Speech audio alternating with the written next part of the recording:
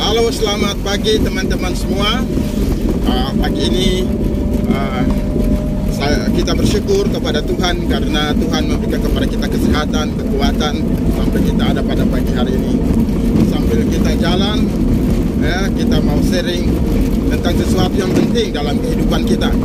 Ya, teman-teman, di kiri kanan kita sekarang ini ada pembuatan garam, ya, tempat pembuatan garam yang ya lumayan, kurang lebih ratusan hektar juga ya di sini. Makanya garam di tempat ini sangat murah ya, di Desa Pandai, Kecamatan Woha, Kabupaten Bima, ya. Oke, pagi hari ini kita akan sharing tentang bagaimana kita menjadi pemimpin yang berpengaruh. Nah, bagaimana kita menjadi pemimpin yang berpengaruh? Karena John Maxwell sendiri mengatakan bahwa kepemimpinan adalah pengaruh. Jadi seorang pemimpin itu semakin besar pengaruhnya, maka semakin besar juga kepemimpinannya. Jadi pemimpin tanpa pengaruh, maka seseorang itu tidak disebut sebagai pemimpin. Nah, dan saya percaya kita harus sepakat bahwa setiap kita adalah pemimpin. Mengapa saya mengatakan setiap kita adalah pemimpin? Karena minimal kita itu memimpin diri kita sendiri. Jadi ketika kita mampu memimpin diri kita sendiri, maka kita pun juga bisa akan naik selevel untuk memimpin orang lain. Makanya dalam diri kita harus menanamkan, memupuk pengaruh yang positif dalam diri kita, dalam hidup kita, sehingga kita dapat menjadi orang yang berpengaruh, mengendalikan diri kita, dan suatu saat mungkin kita akan menjadi pemimpin yang mempengaruhi banyak orang. Ya? Dari mana asal seorang pemimpin? Apa yang menjadi awal dari seseorang itu berbakat sebagai seorang pemimpin atau tidak? Ya? Ada 3 hal buat Bapak Ibu. Yang pertama, pemimpin yang dilahirkan memang dengan bakat kepemimpinan. Pemimpin yang dilahirkan dengan bakat kepemimpinan. Coba teman-teman flashback ke belakang ketika teman-teman bermain, memperhatikan teman-teman sepermainan. Ketika kita masih kecil, pasti ada seorang anak yang punya pengaruh, ya. Ketika dia mengajak teman-temannya, maka teman-temannya pun akan mengikuti dia, ya. Dia berkata sesuatu, teman-temannya akan mengiyakan apa yang ia katakan, ya. Ini adalah bibit bahwa anak kecil ini dia sudah memiliki bakat kepemimpinan sejak kecil, dan kemungkinan besar di masa-masa yang akan datang dia akan menjadi pemimpin yang berhasil, pemimpin yang besar, ya. Yang kedua adalah pemimpin yang belajar untuk menjadi seorang pemimpin, ya. Nah, pemimpin ini dia tidak memiliki bakat kepemimpinan, ya. Dia orang yang biasa-biasa saja. Tetapi dia setelah dewasa, dia tertarik dan belajar mengenai bagaimana menjadi seorang pemimpin. Ini adalah tipe pemimpin yang belajar menjadi seorang pemimpin, ya. Yang ketiga adalah gabungan dari kedua-duanya. Pemimpin yang lahir dengan bakat kepemimpinan dengan pemimpin yang belajar untuk menjadi pemimpin. Nah, ini yang luar biasa, ya. Jadi seorang yang sejak kecil dia sudah memiliki bakat kepemimpinan dan dia belajar lagi untuk menjadi seorang pemimpin yang baik, menjadi seorang pemimpin yang berpengaruh. Nah, itu adalah tiga asal, ya, kita menjadi seorang pemimpin. Nah, kita kembali lagi, ya, bagaimana kita menjadi pemimpin yang berpengaruh, ya.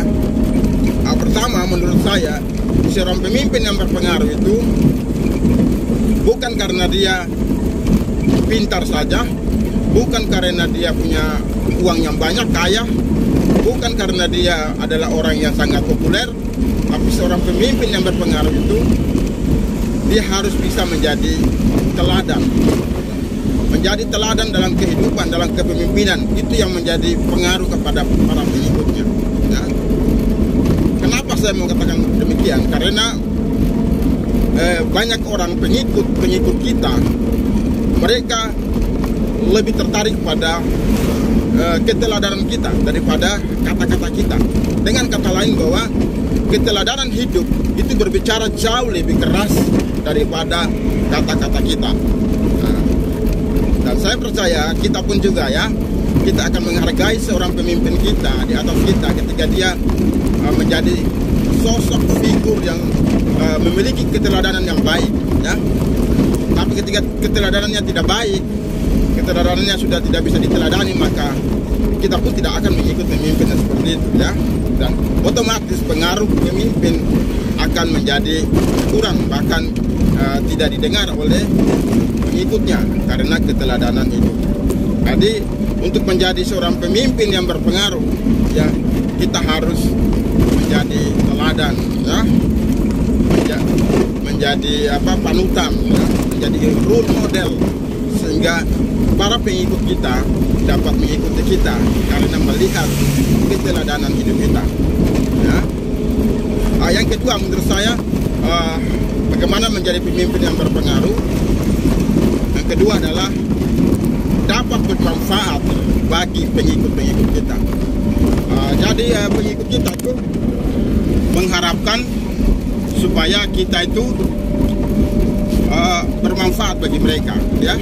Mereka mempercayakan kita memimpin, mereka mempercayakan kita menjadi pemimpin karena mereka mau melihat apakah kita adalah pemimpin yang memperjuangkan hak-hak mereka, pemimpin yang mengubah sesuatu dalam diri mereka yang tidak baik menjadi baik, yang belum maju menjadi maju.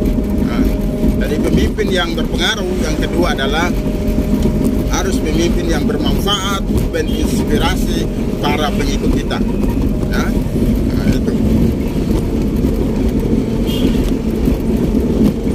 Oke, yang ketiga, nah, bagaimana menjadi pemimpin yang berpengaruh? Ya? Yang ketiga menurut saya, pemimpin yang berpengaruh itu harus bisa terus mempunyai visi dan inovasi. Ya? Tidak ada seorang pengikut itu mengikut seorang pemimpin tanpa sebuah visi. Visi itu yang menjadi kekuatan seorang pemimpin mempengaruhi para pengikutnya. Nah, karena para pengikut juga tidak akan mengikuti kita kalau kita sendiri tidak tahu kemana kita akan melangkah, apa yang harus kita lakukan. Jadi para pengikut kita, mereka memperhatikan dan mereka sangat tertarik dengan visi kita yang besar, visi kita yang bermanfaat, visi kita yang baik, itu akan diikuti oleh para pengikut kita semua. Nah, jadi memiliki visi, memiliki impian, ya, memiliki rencana yang baik, ya, maka itu akan menjadi pengaruh besar kepada para pengikut kita. Nah, dan saya percaya masih banyak lagi faktor-faktor yang lain dalam menjadi seorang pemimpin yang berpengaruh. Jadi minimal 3 hal ini kita terapkan dalam kehidupan kita.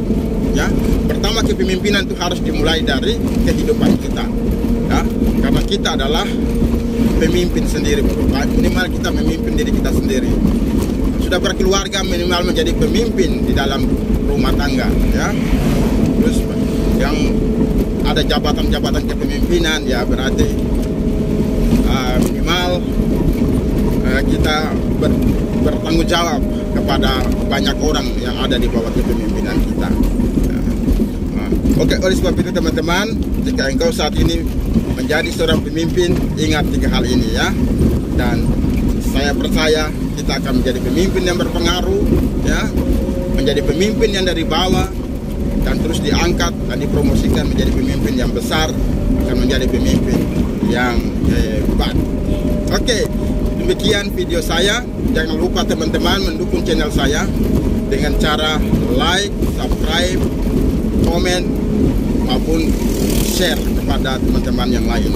Semoga bermanfaat dan selamat pagi saya ucapkan pada sahabat semua. God bless you.